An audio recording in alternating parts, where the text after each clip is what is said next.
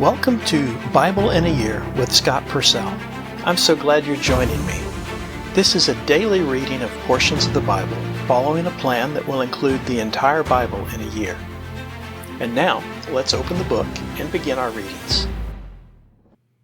This is the reading for day 166.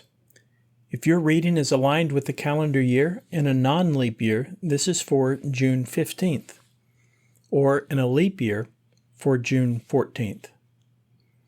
The Old Testament reading is from 2 Samuel chapter 23, beginning at verse 8, and continuing through 2 Samuel 24, ending at verse 25. 2 Samuel 23, 8. These are the names of the mighty warriors who were David's. Josheb-Basshebeth, a Tahkemonite, was chief of 3 officers. First, Adino, whose spear was against 800 slain on one occurrence.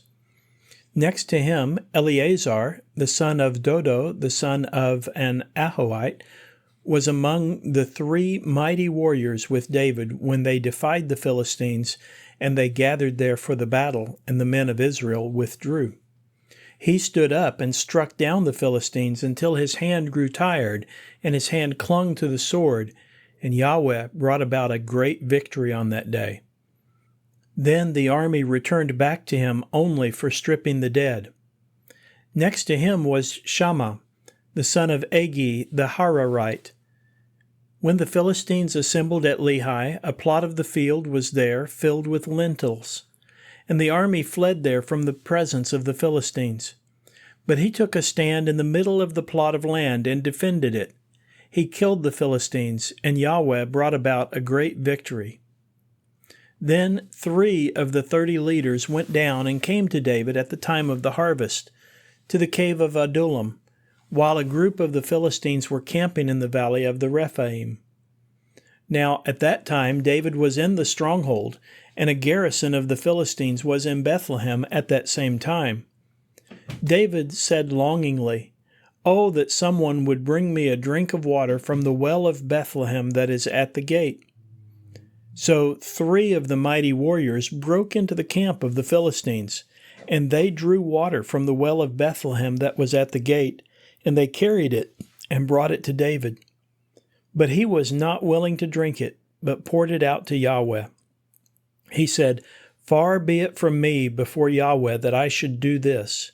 Is this not the blood of the men who went at the risk of their lives?" So he was not willing to drink it. These things the 3 mighty warriors did. Now Abishai, the brother of Joab, the son of Zeruiah, was himself the leader of the 30. He was wielding his spear against 300 slain, and gained a name among the 30. Among the 30, is it not that he was honored and became a commander for them? But he did not come up to the 3. Benaiah, the son of Jehoiada, the son of Ishai, was a great man of deeds from Kabzeel. He struck down 2 sons of Ariel of Moab, and he went down and killed a lion in the middle of a pit on a snowy day. He also killed a good-looking Egyptian man in whose hand was a spear. He went down against him with the staff and snatched the spear from the hand of the Egyptian and killed him with his spear. These things Benaiah the son of Jehoiada did, and gained a name for himself among the 3 mighty warriors. He was honored more than the 30, but he did not come up to the 3. David appointed him in charge of his bodyguard. Among the 30 were Asahel the brother of Joab, Elhanan the son of Dodo of Bethlehem, Shammah the Harodite, Elika the Harodite, Helez the Paltite, Ira the son of Ikesh the Tekoite, Abiezer the Anathothite, Mebunai the Hushathite, Zalman the Ahuhite, Maharai the Netophathite, Heleb the son of Baanah the Netophathite, Ittai the son of Ribai from Gibeah of the sons of Benjamin, Benaiah the Pirathonite, Hiddai from the wadis of Gaash, Abi Alban the Arbathite, Asmaveth the Barhumite, Eliabah the Shaalbanite, the sons of Jashan, Jonathan the son of Shammah the Hararite, Ahiam the son of Sharar the Ararite, Eliphelet the son of Ahasbai, the son of the Maacathite, Eliam the son of Ahithophel the Gilonite, Hezro the Carmelite, Paarai the Arbite, Egal the son of Nathan from Zobah, Bani the Gadite, Zelek the Ammonite, Naharai the Beerothite, the carriers of the weapons of Joab the son of Zeruiah, Ira the Ithrite, Gareb the Ithrite, Uriah the Hittite, in all 37. 2 Samuel 24. Again, Yahweh was angry with Israel, and he incited David against them, saying, "Go count Israel and Judah." The king said to Joab, the commander of the army who was with him, "Please go about through all the tribes of Israel from Dan to Beersheba, and count the people, that I may know the number of the people." Then Joab said to the king, "May Yahweh your God increase the people 100 times what they are, as the eyes of my lord the king are seeing." "But, my lord the king, why does he desire this thing?" But the word of the king prevailed over Joab and over the commanders of the army. So Joab and the commanders of the army went out from before the king to count the people of Israel. They crossed over the Jordan and camped at Aroer to the south of the city, which was in the middle of the Wadi of Gad, and up to Jazer. Then they went to Gilead and to the land of Tatim Hodshi. They came to Dan Jan and around to Sidon, and came to the fortress of Tyre, and all the cities of the Hivites and the Canaanites. Then they went out to the Negev of Judah at Beersheba. They went about through all the land, and they came to Jerusalem at the end of 9 months and 20 days. Then Joab gave the number of the counting of the people to the king. Israel was 800,000 valiant warriors wielding the sword, and the men of Judah were 500,000. The heart of David struck him after he had counted the people, and David said to Yahweh, "I have sinned greatly in what I have done. So then, O Yahweh, please forgive the guilt of your servant, because I have acted very foolishly." When David got up in the morning, the word of Yahweh came to Gad the prophet, the seer of David, saying, "Go and speak to David. Thus says Yahweh, 3 things I am laying on you. Choose for yourself one of them, and I will do it to you." Then Gad came to David, and he told him and said to him, "Shall 7 years of famine in the land come to you? Or 3 months of your fleeing from your enemies while he is pursuing you? Or should there be 3 days of pestilence in your land? Now consider and decide what I must return to the one who sent me a word." Then David said to Gad, "I am greatly distressed. Please let us fall into the hand of Yahweh, because he is great in his compassion, but into the hand of man don't let me fall." Then Yahweh sent a plague into Israel from the morning until the agreed time, and from the people from Dan to Beersheba 70,000 men died. When the angel stretched out his hand to destroy Jerusalem, Yahweh regretted about the evil, and he said to the angel who brought destruction among the people, "Enough, now relax your hand." Now the angel of Yahweh was at the threshing floor of Araunah the Jebusite. David spoke to Yahweh when he saw the angel destroying among the people. And he said, "Look, I have sinned, and I have done wrong, but these sheep, what did they do? Please let your hand be against me and against the house of my father." Then Gad came to David on that same day and said to him, "Go up and erect an altar to Yahweh at the threshing floor of Araunah the Jebusite." So David went up according to the word of Gad, as Yahweh had commanded. Araunah looked down and saw the king and his servants coming over to him. So Araunah went out and bowed before the king with his face to the ground. Then Araunah said, "Why has my lord the king come to his servant?" David said, "To buy from you the threshing floor, to build an altar to Yahweh, who brought a halt to the plague on the people." Araunah said to David, "Let my lord the king take and offer what is good in his eyes. Look, here are the cattle for the burnt offering, and the threshing sledge, and the yokes of the oxen for the firewood. All of this Araunah hereby gives to the king." Then Araunah said to the king, "May Yahweh your God respond favorably for you." Then the king said to Araunah, "No, but I will certainly buy it from you for a price. I don't want to offer to Yahweh my God burnt offerings that cost me nothing." So David bought the threshing floor and the cattle for 50 shekels of silver. David built an altar to Yahweh there, and he offered burnt offerings and fellowship offerings. Then Yahweh responded to his prayer for the land and brought the plague to a halt from upon Israel. The New Testament reading is from Acts chapter 9, beginning with verse 32, through Acts chapter 10, ending with verse 23. Acts chapter 9, verse 32. Now it happened that as Peter was traveling through all the places, he also came down to the saints who lived in Lydda. And he found there a certain man named Aeneas, who was paralyzed, who had been lying on a mat for 8 years. And Peter said to him, "Aeneas, Jesus Christ heals you. Get up and make your bed yourself." And immediately he got up, and all those who lived in Lydda and Sharon saw him, who all indeed turned to the Lord. Now in Joppa there was a certain female disciple named Tabitha, which translated means Dorcas.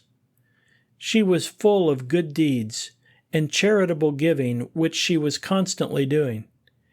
Now it happened that in those days, after becoming sick, she died. And after washing her, they placed her in an upstairs room. And because Lydda was near Joppa, the disciples, when they heard that Peter was in Lydda, sent 2 men to him, urging, "Do not delay to come to us." So Peter got up and accompanied them. When he arrived, they brought him up to the upstairs room, and all the widows came to him, weeping, and showing him tunics and other clothing that Dorcas used to make while she was with them. But Peter sent them all outside, and falling to his knees, he prayed. And turning toward the body, he said, "Tabitha, get up." And she opened her eyes, and when she saw Peter, she sat up. And he gave her his hand and raised her up. And he called the saints and the widows and presented her alive. And it became known throughout all Joppa, and many believed in the Lord. And it happened that he stayed many days in Joppa with a certain Simon, a tanner. Acts chapter 10. Now there was a certain man in Caesarea named Cornelius, a centurion of what was called the Italian cohort, devout and fearing God together with all his household, doing many charitable deeds for the people, and praying to God continually. About the 9th hour of the day he saw clearly in a vision an angel of God coming to him and saying to him, "Cornelius." And he stared at him and became terrified and said, "What is it, Lord?" And he said to him, "Your prayers and your charitable deeds have gone up for a memorial offering before God. And now send men to Joppa, and summon a certain Simon, who is also called Peter. This man is staying as a guest with a certain Simon, a tanner, whose house is by the sea." And when the angel who spoke to him departed, he summoned 2 of the household slaves and a devout soldier from those who attended him. And after he had explained everything to them, he sent them to Joppa. And the next day, as they were on their way and approaching the city, Peter went up to the housetop to pray at about the 6th hour, and he became hungry and wanted to eat. But while they were preparing the food, a trance came over him, and he saw heaven opened, and an object something like a large sheet coming down, being let down to the earth by its four corners, in which were all the four-footed animals and reptiles of the earth and birds of the sky. And a voice came to him, "Get up, Peter, slaughter and eat." But Peter said, "Certainly not, Lord, for I have never eaten anything common and unclean." And the voice came again to him for the second time, "The things which God has made clean you must not consider unclean." And this happened 3 times, and immediately the object was taken up into heaven. Now, while Peter was greatly perplexed within himself as to what the vision he had seen might be, behold, the men who had been sent by Cornelius, having found the house of Simon by asking around, stood at the gate. And they called out and asked if Simon, who was also called Peter, was staying there as a guest. And while Peter was reflecting about the vision, the Spirit said to him, "Behold, men are looking for you. But get up, go down, and go with them, not hesitating at all, because I have sent them." So Peter went down to the men and said, "Behold, I am he whom you are looking for. What is the reason for which you have come?" And they said, "Cornelius, a centurion, a righteous and God-fearing man, and well spoken of by the whole nation of the Jews, was directed by a holy angel to summon you to his house and to hear words from you. So he invited them in and entertained them as guests, and on the next day he got up and went away with them. And some of the brothers from Joppa accompanied him." The wisdom literature reading is from Psalm 74, from verses 1 through 9. Psalm 74. A Maskil of Asaph. Why, O God, have you rejected us forever? Why does your anger smoke against the sheep of your pasture? Remember your congregation that you bought long ago, when you redeemed the tribe of your inheritance. Remember Mount Zion, where you have dwelt. Lift your steps to the perpetual ruins, to all that the enemy has ruined in the sanctuary. Your enemies have roared in the midst of your meeting place. They have set up their signs for signs. They are known to be like those who wield axes in a thicket of trees. And now its carved works altogether they have smashed with axe and hammer. They have set fire to your sanctuary. They have defiled to the ground the dwelling place for your name. They have said in their heart, "We will completely oppress them." They burned all the meeting places of God in the land. We do not see our signs, and there is no longer a prophet. No one with us knows how long. This concludes the reading for day 166. Thank you for listening. These daily readings are made possible by your generous support of the Global Outreach Ministry of Scott Purcell. To partner with us and enable this work and others like it, please visit huttobible.com/give and select Go Pastor Support from the fund list. You can also sign up for ministry updates at scott-purcell.epistle.org/subscribe. Both of those links can be found in the podcast description. Thank you for helping us share God's Word.